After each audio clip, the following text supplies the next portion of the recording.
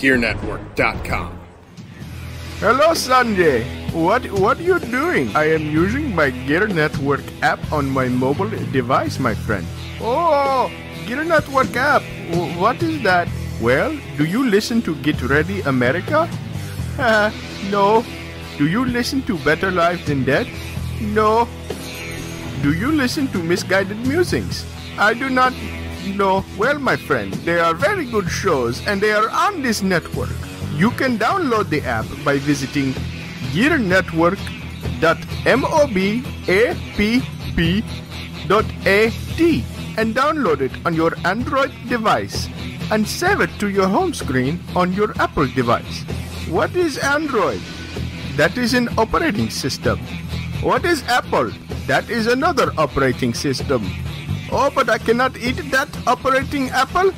No, you cannot eat that operating apple. However, you can go onto the GERE Network app and shop on the Amazon and have Apple delivered to you. Oh, that is wonderful. GERE Network app. Hooray!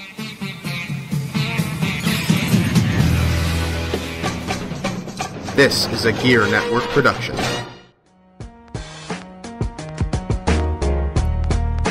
Ladies and gentlemen, it's your boy, Mr. Perez, and you're listening to the Better Live Than Dead podcast, brought to you exclusively on GERE Network.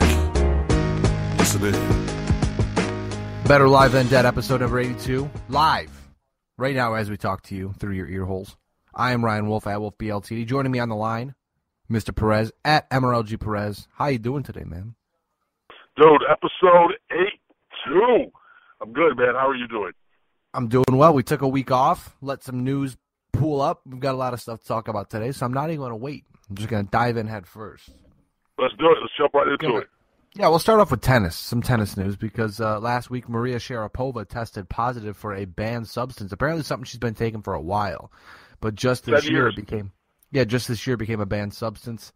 I don't know if I believe her in terms of she needed to take it, because the company came out and said you take it like 4 to 6 weeks and you're good.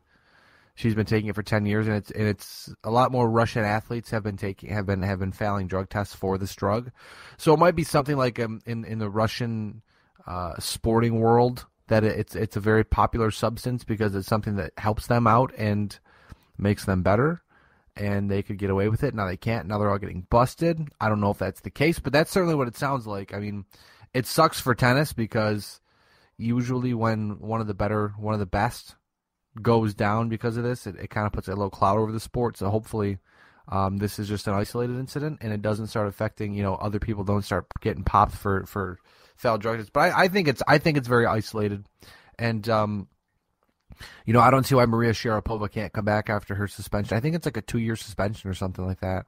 Why she can't come back after her suspension and regain the form that she has, because you can't fake talent. But then again,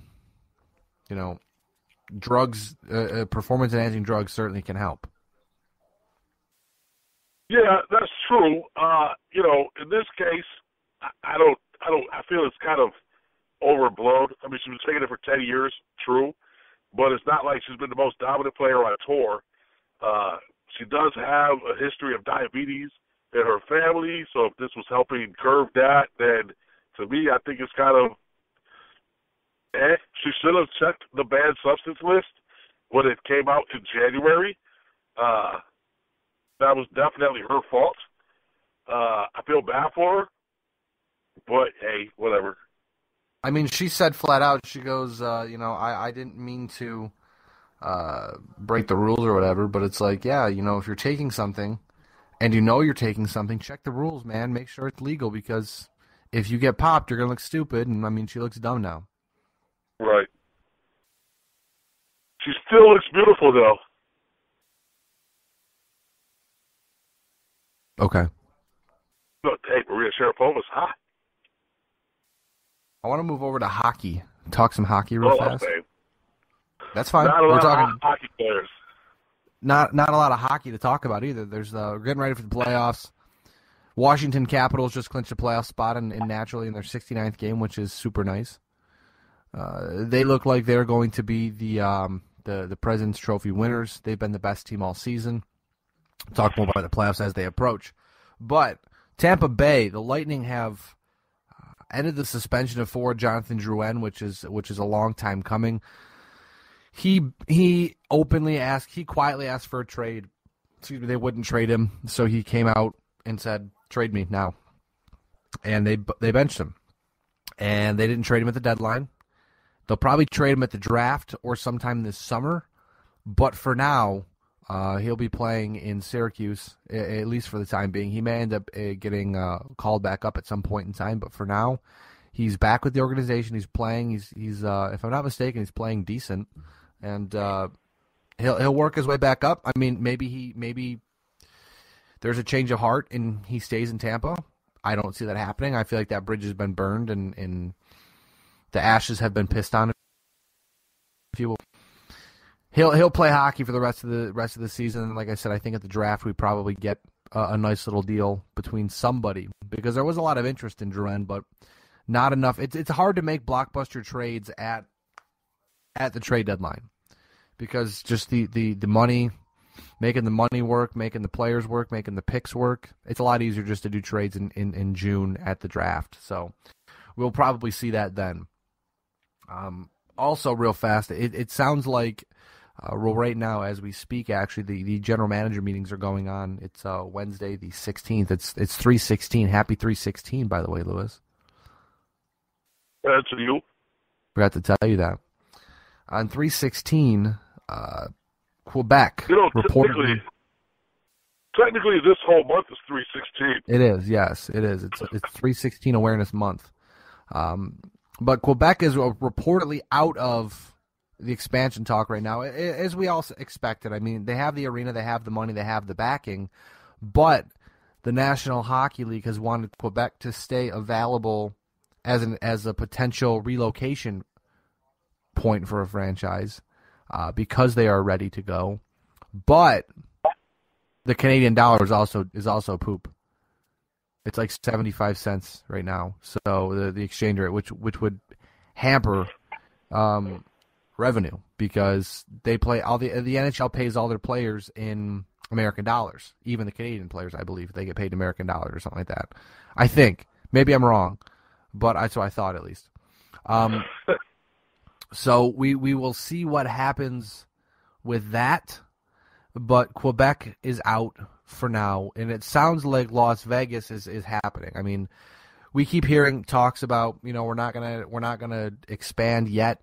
But then this morning we see tweets from the deputy commissioner talking about, well, if we have an expansion draft and it's only one team, every team can only lose one player, and I'm like, okay, just tell us, just say that Las Vegas is getting a hockey team and stop these shenanigans, and we'll move on. But right. We'll keep you updated on that one as we move forward.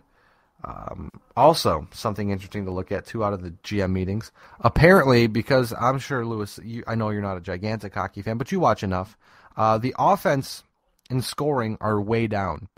And apparently, they feel the way to fix scoring is to make goaltender equipment smaller. Now, that may work, but I don't think that's drastic enough.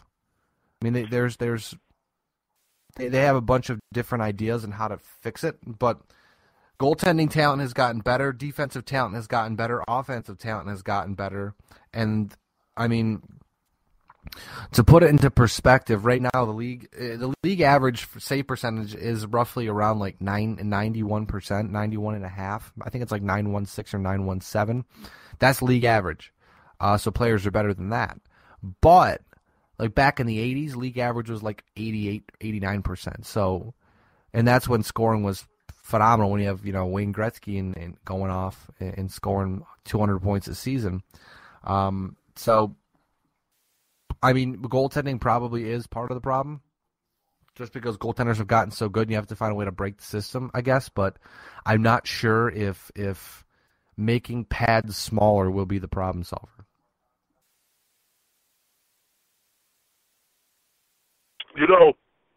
Honestly, I like the game and where it's at right now. Goalies have gotten so good that it's forcing the offensive players to up their game. And you're seeing at this point a lot of really phenomenal goals because people are having to get creative. And you're seeing some really awesome goaltending. Just watching Sports Center highlights, you see phenomenal save after phenomenal save right now. And to me, hockey is exciting. I like that aspect of hockey right now. I think trying to find a way to make scoring get higher kind of takes away from the mystique of being a goaltender. I mean, now, if you make the pads smaller, yes, you're going to make the goaltenders up their game, so they'll have to get even that much better. But let's say they do that, and then nothing really happens. That kind of just goes to show that the goaltending at this point has just gotten phenomenal. So, if you were trying to make the game more exciting, sure, go ahead and make those changes. But to me, I really like where the game is right now. I like the offensive talent, but I would like to see more goals because goals are exciting. They're fun. They're whatever. It's cool. It's cool to see. And with the talent we have today, games shouldn't be ending 1-0 all the time. Games shouldn't be ending 2-1. Games shouldn't be ending 3-2. We should see a lot more goal scoring. We should see a lot more excitement because that's ultimately what's going to bring more fans to the sport is more scoring, more goals. Again, goals are. It's like touchdowns in football. Why do they protect the quarterbacks and wide receivers so much? Because why do people watch the game for touchdowns? The goaltending has been fantastic, but I feel like if you make the pads smaller or you make it harder to be a goaltender, it may make the game more exciting, even more exciting than it already is. I also think, I know last year, the year before, they were talking about potentially banning going to the ice to block shots, like guys just laying on the ice to block a shot, because that's also another problem, I think, is blocking shots has become such a point in hockey where if someone shoots a puck, you're laying down in front of the shot and you're going to take the shot off your rib cage. But as long as the shot doesn't get through, you've done your job. I believe that's become such a turning point for the sport is when block shots became a focal point for defensive play. So I think if you tweak the equipment with the goaltenders and maybe work on the block shot rule, maybe that'll help out. But then again, I mean, who knows at this point? Because like we said, hockey's struggling for points, struggling for goals, and they're trying to figure out why people are getting pissed off watching hockey, because sometimes it can be very dull, especially when you have like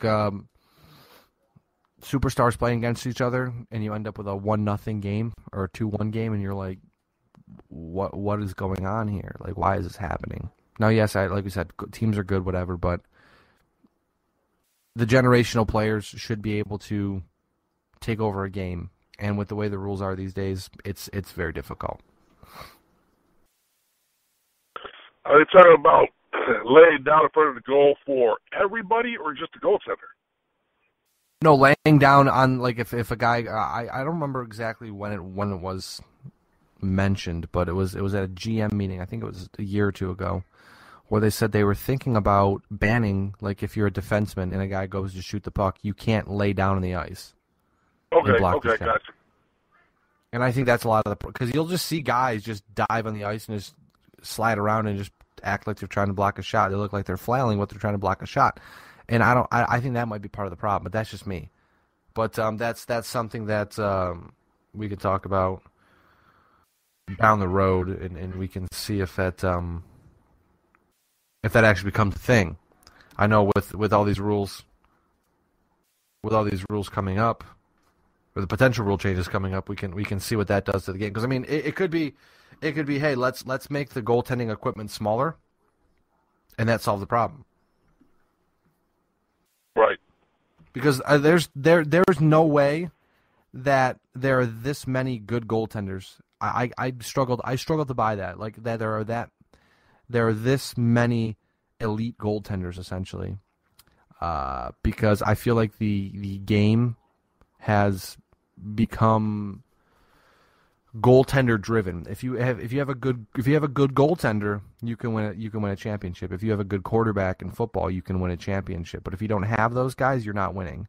That's how it's become. Right. I feel like it's not if you have a superstar forward and you can roll 4 lines a night for 18 games or whatever, 16, 17, 18 games in the playoffs. It's not become that anymore. It's become, do you have a good goaltender, and can you smother the other team with good defense? And I feel like they're trying to get away from that because they're, like I said, goaltenders are as good as we've ever seen them. The numbers are as ridiculously high as we've ever seen them. And at some point in time, I mean, yeah, there may be some goaltenders that play now and I make the game more offensive driven and less goaltender driven. A lot of guys may fall off, but there still may be a guy who has a 9.15 save percentage and a 2.2 goals allowed a game. That's fine because there are guys out there that are going to do that. But I don't feel like every goaltender is able to be that good right now. Maybe I'm wrong. Maybe it's maybe I'm wrong. But goaltenders are getting bigger. It's harder to score. Got to make the equipment smaller. Yeah, I mean, I'm okay with that. Let's move over to baseball now. How's that sound? Not that my opinion really matters, but I'm cool with that. We'll see what happens because they're talking about it. And like I said, it looks like they're getting new equipment out to goaltenders this offseason, this summer. So it may be something where, and even goaltenders now. The thing that before we move on to baseball, the thing that lets me know there's an issue is when goaltenders are saying they need to make pads smaller. Right. Like that's when I know. Okay, something's going on here. Right. But moving over to baseball now, a couple signings to talk about real fast. The Baltimore Orioles sign ex-Pirate Pedro Alvarez. Should be a good signing for them, a 1-year deal. Should bring some pop to that lineup. And the White Sox sign outfielder Austin Jackson, who also should be relatively reliable in the outfield for the White Sox. Now, question I have for you, Lewis, because we always love to talk about unwritten rules of sports. And last week, Bryce Harper told ESPN, quote, "Baseball's tired. It's a tired sport because you can't express yourself. You can't do what other people in sports. You can't do what people in other sports do." I'm not saying baseball is, boring or anything like that, but it's the excitement of the young guys who are coming into the game now and who have flair. Now, if now that's the end of the quote, but if you can follow me for a second, don't act surprised when Bryce Harper's comments got out and all the old baseball players immediately got butthurt about it because Bryce Harper has a point. If young players today try to be a character, try to stand out on their own, try to do something to become different than the rest of Major League Baseball, if they break the mold, if they don't follow the cookie cutter format, essentially, they'll get blacklisted, or they'll get Bryce Harper will get thrown at. If Bryce Harper pimps a home run, if he hits a ball 400 feet and he pimps a home run, he's going to get a fastball in the rib cage next time he goes up to the plate, like stuff like that. Unwritten rules, garbage. At least I think so. What do you think? When it comes to that aspect of things, I think the unwritten rules are stupid. The young players today, there's a lot of players who are phenomenal players. They have a lot of flair. They want to show off. And frankly, there was a time where the play was really good, but the players themselves were kind of stodgy and kind of boring. And as much as I love baseball, watching that, players be just really dull was annoying. So I like the new kind of player that's coming in and wants to be, a little flamboyant, but not overly flamboyant. I enjoy that. It's one thing. The one example, and sorry to cut you off, Liz, but the one example Bryce Harper pointed out, I believe Bryce Harper pointed out. He goes, if Jose Fernandez in Miami strikes me out, I expect him to be lit up and be emotional about it. Right. But then again, and I won't. And he goes, and I won't be mad. But if I hit a 400-foot home run off of him, I hope he knows he can expect the same thing from me, and I would expect him not to be mad. But that's what makes baseball great these days. Is you get these kids who are looking to express themselves in a different way because it's a different generation. It's not your dad's baseball anymore. Essentially, I guess is the best way to put it. Not a bunch of old white guys who, hate everybody, hate everything, just hate everything because that's what old white people do. Ask Goose Gossage, who has apparently made himself out to be a gigantic piece of crap, which is not surprising. About Bryce Harper, and then somehow turns into Cam Newton and said how we don't need more Cam Newtons in sports, but Cam Newtons are the reason people watch sports these days. Like, I don't watch sports to watch the boring white guy. I watch sports to watch the exciting young talent do what the exciting young talent does. Yeah, no, I agree. Like, I'm going to watch Bryce Harper. If the Red Sox aren't playing and Bryce Harper's on, you're goddamn right I'm watching the Nationals play because Bryce Harper's exciting. Bryce Harper does crazy things. Bryce Harper is a crazy dude. He has a lot of fun. He enjoys himself on the field and off the field. Like, that's what I want to see in sports because sports have gotten boring. Don't be a robot. What's up? I said certain sports, definitely. Yeah, guys are too robotic in sports. Like, be yourself. Have a personality, But then again, Bryce Harper has a personality, and then all the old baseball players come out and say that he's a thug or something, or he's terrible, or he should stick to the game. And it's like, shut the hell up. Like, you're not playing in the 50s and the 60s. Like, this is a different era. So I'm happy Bryce Harper stood up and said something because, it's something that needed to be said by someone who certainly has a lot of ground to say it. Yeah, no, I agree. I'm glad you said something too. I like the flair. I like the showing off. It to me that's fun. As long as you don't go over the top with it, I have no issue with it. Absolutely. Now, real quick, last thing before we move on to football. We're going to close the show with UFC today because there's a lot of UFC news going on, which we missed, but got a lot to talk about in football. But last thing before we move on. 2016 over-under for baseball from Bovada. They have the Chicago Cubs winning 92.5 games. Would you go over or under for the Cubs at 92.5?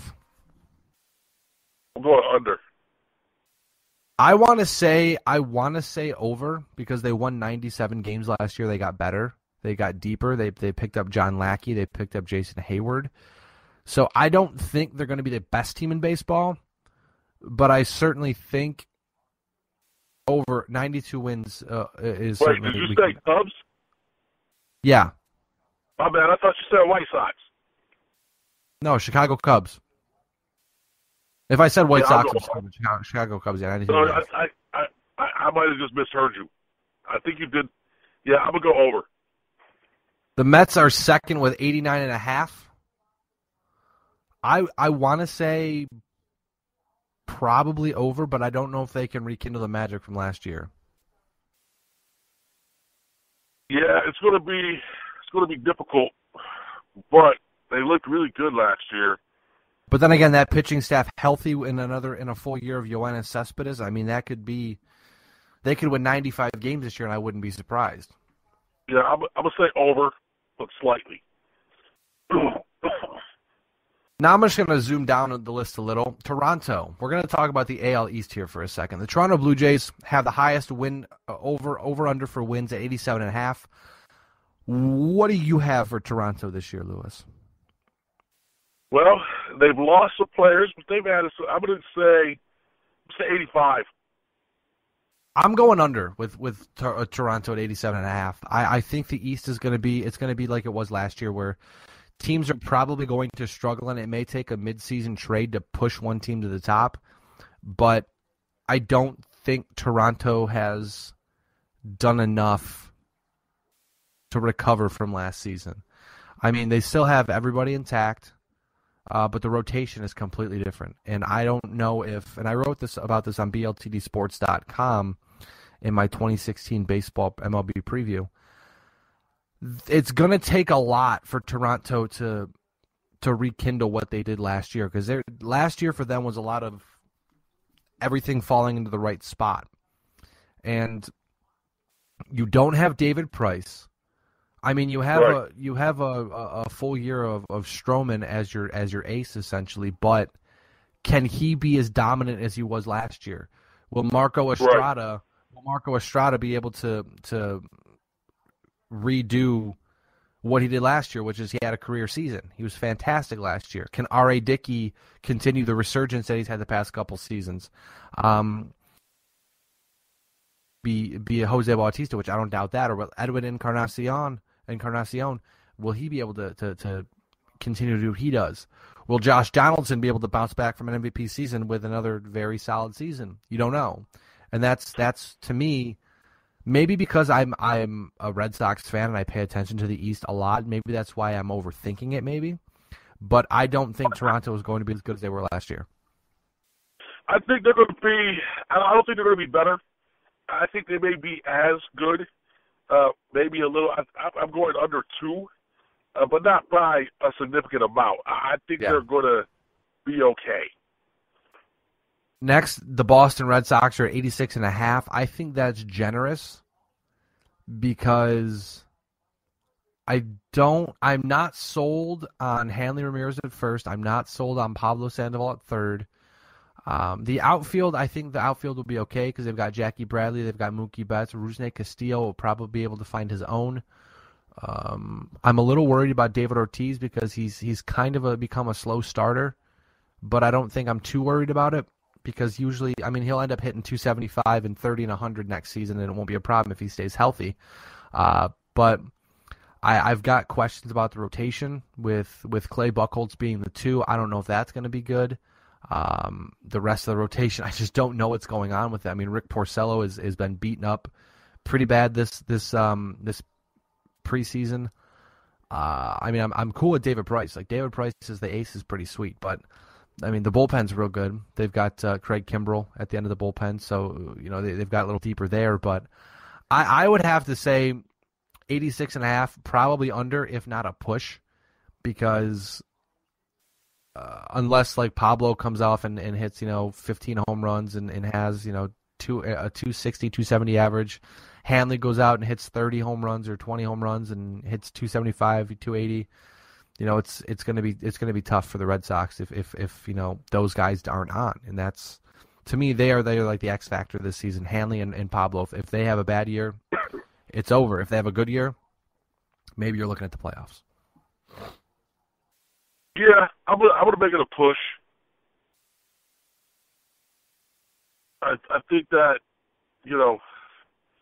they're toying with everything, and they've added some players that should help. I think Pablo Sandoval didn't have a great season last season. No, one of his worst of his career, offensively and defensively. Yeah, so I expect him to be more comfortable with the new team, so I think he's probably going to improve quite a bit. So I'm going to make it a push. 2 more, and then we'll move on here because these 2 teams are tied at 85.5. First off, the New York Yankees. That's a tough one, man, because I mean they've done some moves in the off season, but nothing that really is stand outish, so to say. But they also surprised a lot of people last season. I'm going to go with a push. I feel like they may be over. They may win 87 or 88 games, maybe. But like I said, like you said, I mean, the bullpen's better. Rotation is still the rotation. It's okay.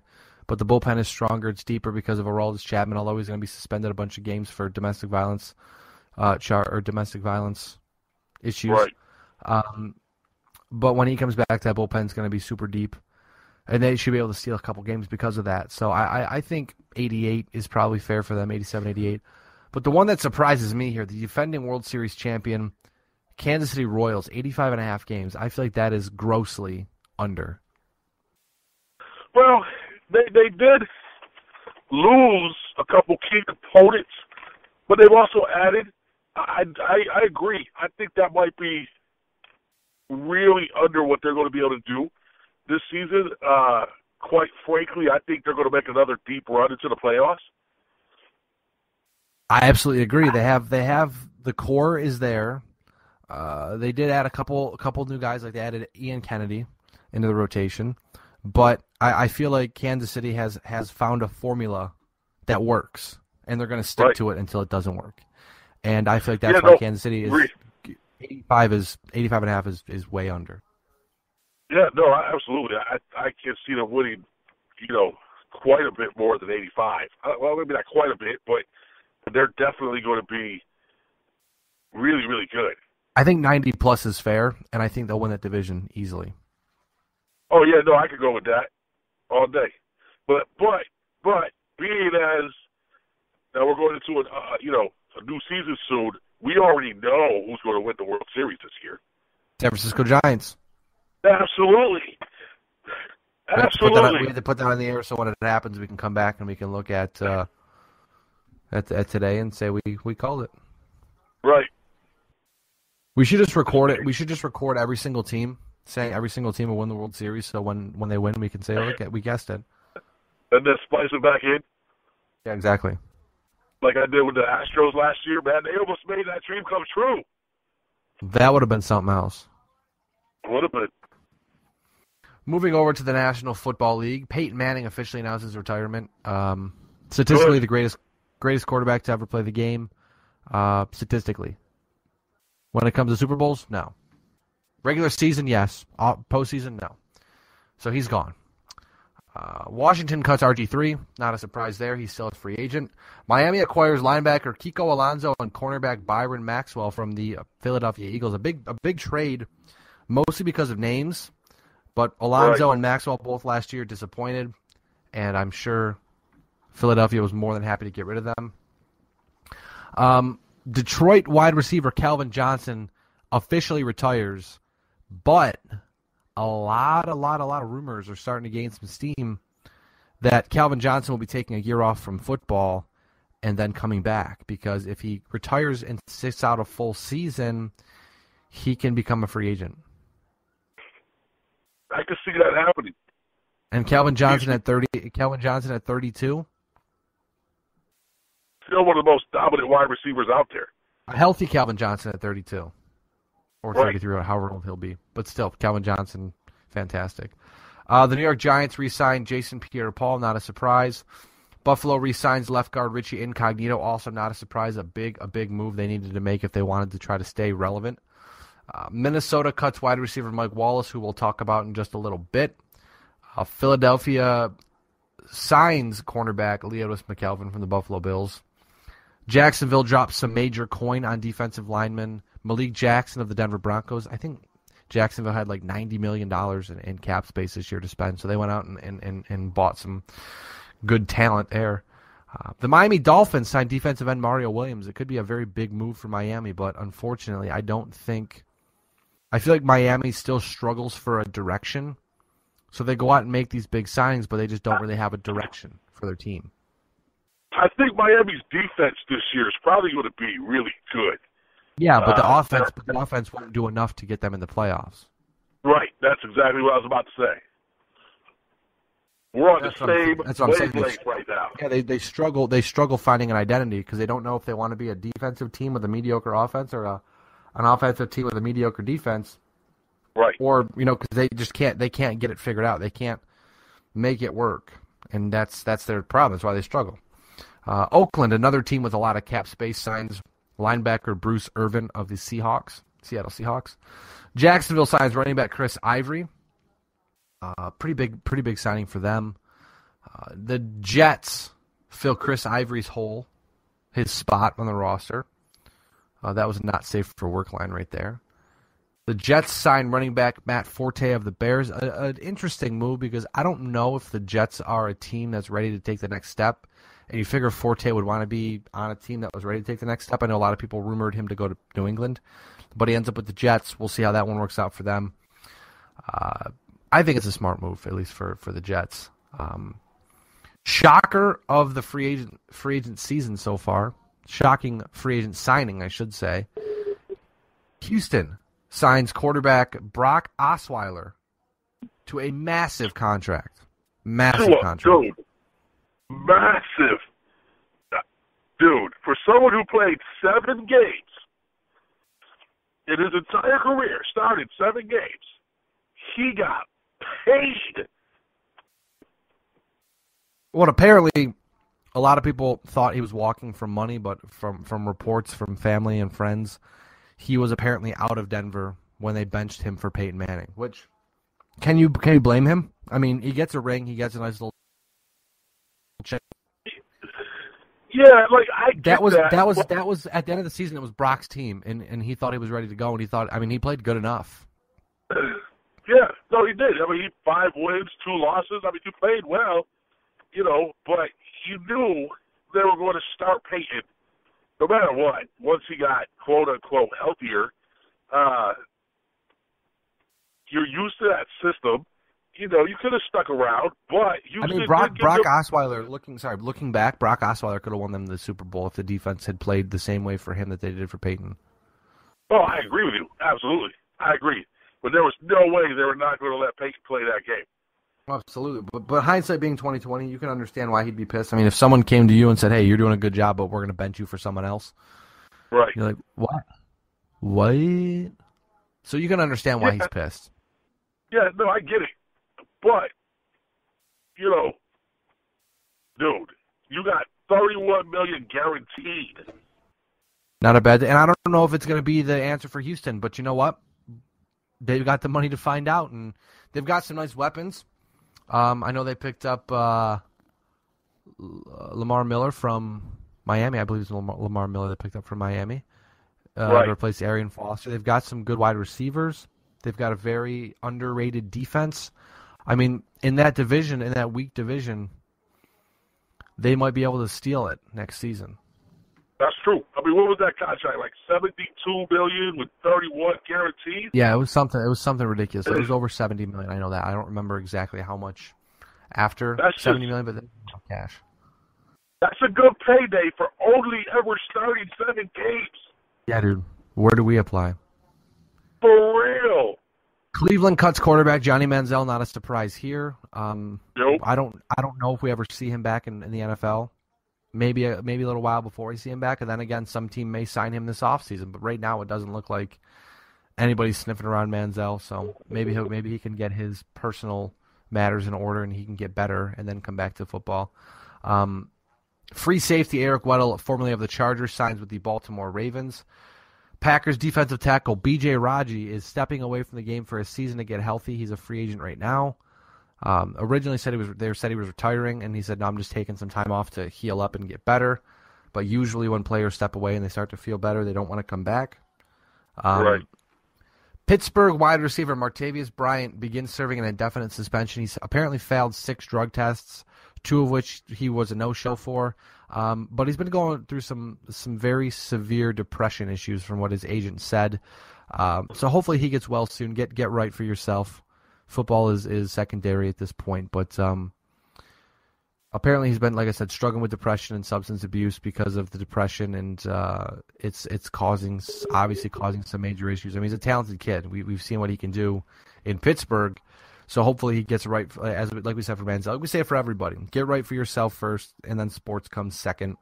But I assume we'll see him around sometime soon, as long as he gets back on the straight and narrow. I mean, we've seen players get suspended and definitely never return because they can't stay out of trouble. But this sounds less of like a getting in trouble and more of like a just get right mentally for yourself. Right. Put your head back on straight, get some help, all that stuff, and be better. The Baltimore Ravens signed wide receiver Mike Wallace. I told you we'd talk about him. And after Miami signed running back C.J. Anderson to an offer sheet, Denver matches, so C.J. Anderson goes back to Denver. New England signs defensive end Chris Long to replace the man we're about to talk about in a second. Shocker of the offseason so far. Biggest move we've seen in a long time. The New England Patriots deal defensive end Chandler Jones to the Arizona Cardinals for guard Jonathan Cooper and a second-round pick. I did not see this move coming. I mean, it makes sense, but I did not see this move coming at all. And I don't think anybody did, really. Yeah, no, that was a surprising move right there. That was, dude. So I mean, yeah. we saw what happened with Chandler Jones, where he ended up at smoking synthetic marijuana and then showing up at a police station asking for help and all that stuff, and that kind of apparently rubbed the organization the wrong way. But he's a free agent after the season, and New England wasn't going to re-sign him because New England rarely ever re-signs people long-term aside from Tom Brady. So it was something where you knew he was probably going to wear, so try to get value for him right now. And they did a good job. I mean, they've got a prospect who was a top pick a couple years ago, had a broken leg, never was able to regain his form because he lost his job. But the Patriots may be able to do something with him. Plus, they get a second-round pick. So worst case scenario, if Cooper doesn't work out and Chandler walks, Chandler walks in Arizona, they got a second-round pick out of it. Right. But a very shrewd move by Bill Belichick and the New England Patriots. Yeah, I mean, it should work out for him. I mean, I'm thinking because apparently he's going to play linebacker with the Cardinals, so you have to think that the Cardinals want him to fit like that Von Miller role, like linebacker, defensive end, and it'll be very interesting to see how he plays out there. But damn, dude, that defense is going to be nasty. Like, they're already really good. They're going to be even harder to play against next year.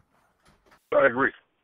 And that could push them into the Super Bowl conversation because Chandler Jones is a very good talent.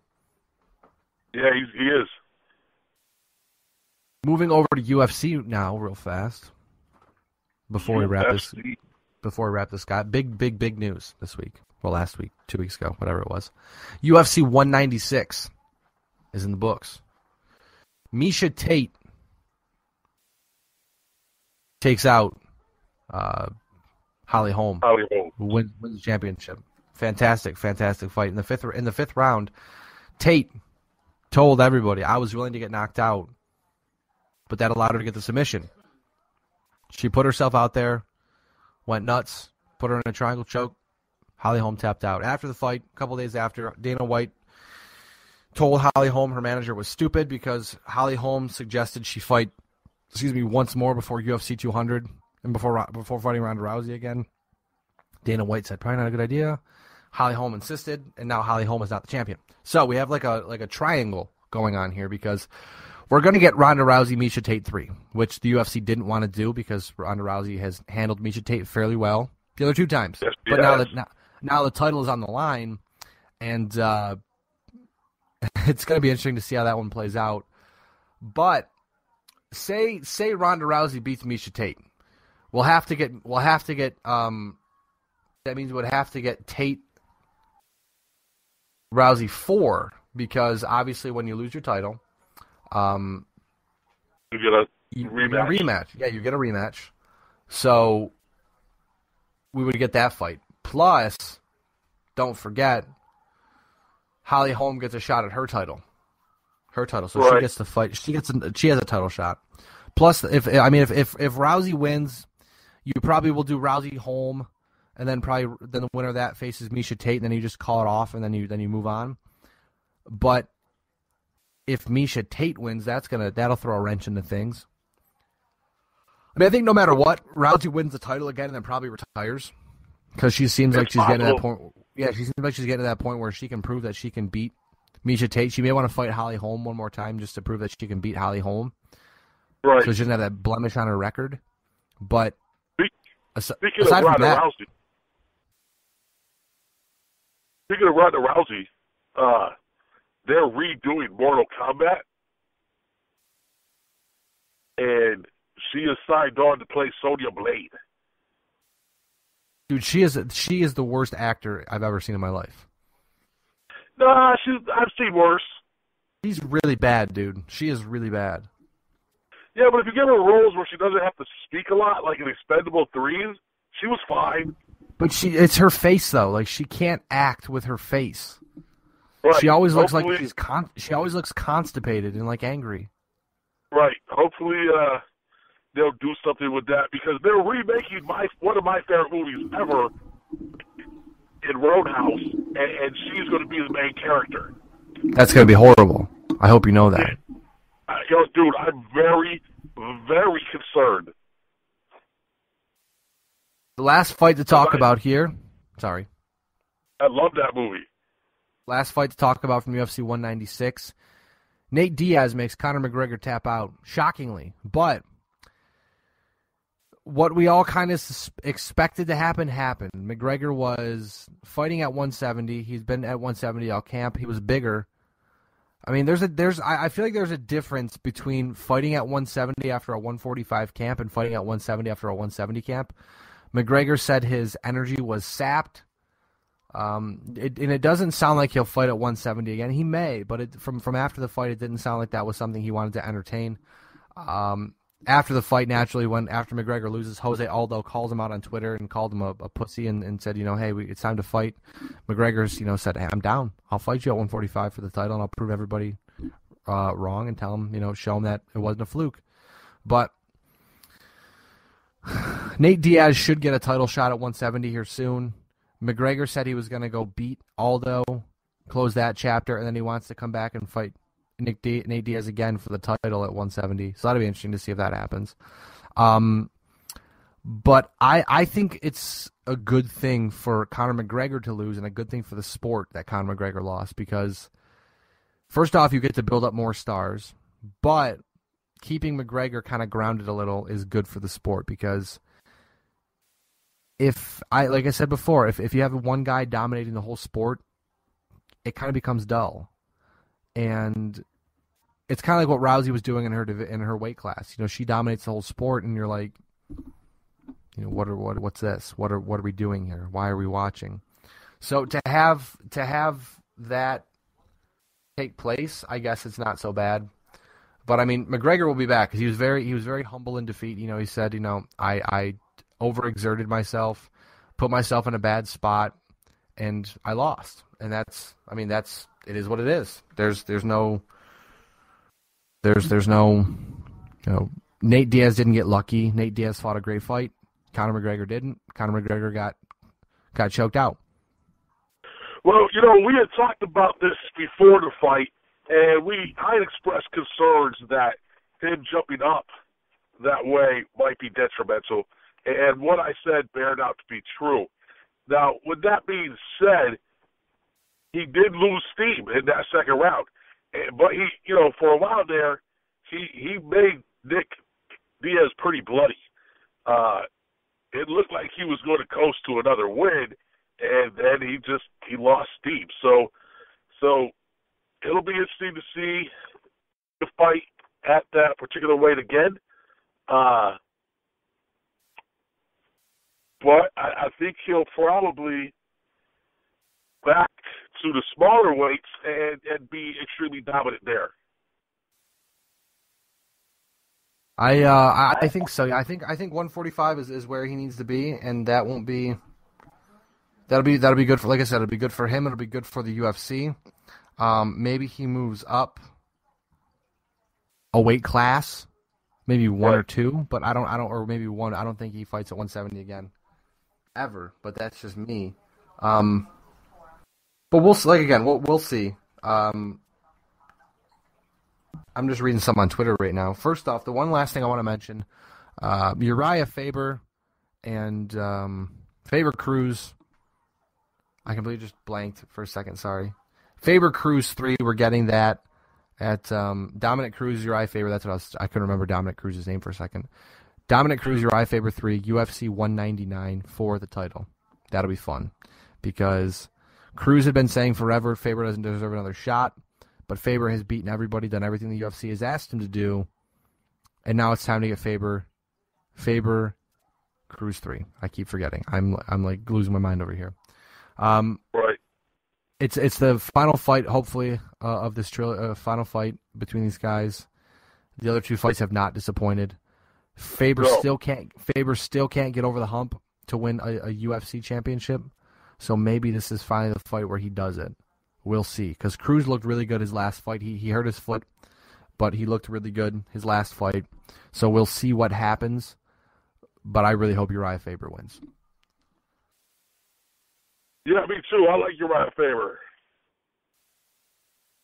I mean, I feel like he's a UFC Hall of Famer, but this would be the bow on his career.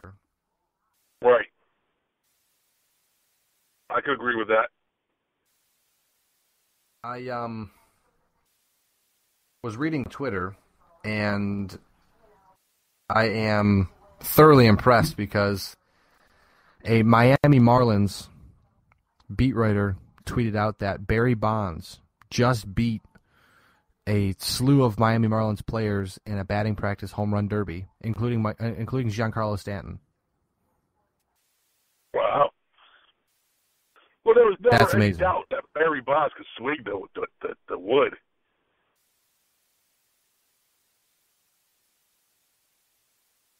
Well, that's amazing. Like, that's fantastic. Good for Barry. But that's been the podcast. Podcast is good. Awesome. Well,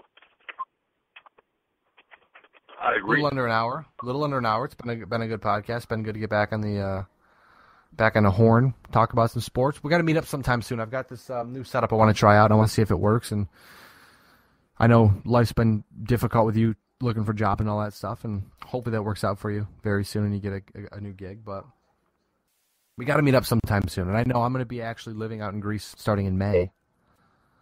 I signed a lease on an apartment in Greece, so I'll be living back out there. And kind of in your neck of the woods, so it'll be easier. Easier than Holly, that's for damn sure. But we'll meet up, do some podcasting. It'll be like the old days, you know? I'm looking forward to it. Dude, me too. Absolutely, me too. Looking forward to it. I'm just checking. I'm checking Twitter just to make sure we're not missing any news. But I guess I'll let you get going because I'm gonna go get going. I'm gonna go. Actually, I got my dash mount today for my cell phone, so I'm gonna go try to get the BLTD CarCast, BLTD TV CarCast, whatever you want to call it. We're just gonna call it BLTD TV, I guess. Working on BLTD TV. Gonna try to get it to be a little better than before because you always strive to get better when you do things. And BLTD TV number 1 was a hit. It was excellent. It was fun. Sam Rodriguez, one of our writers at Sammy Rod on the Twitter bots, R0D. He's good people. He's a good friend. I've known him for a while, like 6 years now. Holy crap! Actually, almost 7 years because I went to college in 2009. I met him in 2009. So yeah, Nice. it's been a while. But we did a trip from, I don't know if you saw it, Louis, but we did the trip from his house to the First Niagara Center and just talked about hockey. And I'm thinking this might be a new way to do podcasting. So maybe sometime soon we can do a car cast where we just drive somewhere, go get donuts, and just podcast, just shoot the shit on the air. I shouldn't have swore because this whole podcast I purposely didn't swear, but I sweared now. I sweared, guys. But yeah, I'm down for that. Let's do it sometime. I'm down. Let's do it. In lieu of a BLTD podcast, we'll just do a car cast for on a week and go from there. But I am Ryan Wolf at Wolf BLTD on Twitter. Joining me on the line at Mr. Perez at MRLG Perez. Thank you everybody for tuning in. We appreciate your continued support. Check out bltdsports.com. We've got baseball coming up. We're going to try to get credentials for the Red Wings and for the Bisons. So we'll have more baseball stuff going up on the website soon. Hockey's in full swing. Basketball's in full swing. Steph Curry's still doing Steph Curry stuff. I think the Warriors are 60-6 right now as of the podcast. Still chasing down that record. Yeah, chasing down the record for greatest team ever. How they lost 6 games, I don't know, but hopefully they don't lose any more because I want to see them get that record for most wins in a season.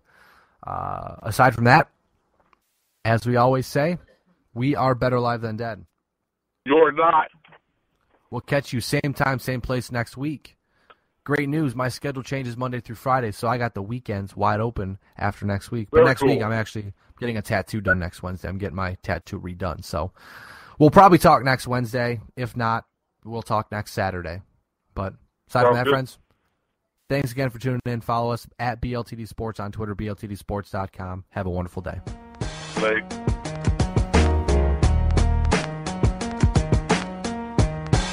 The preceding presentation has been brought to you by the GERE Network.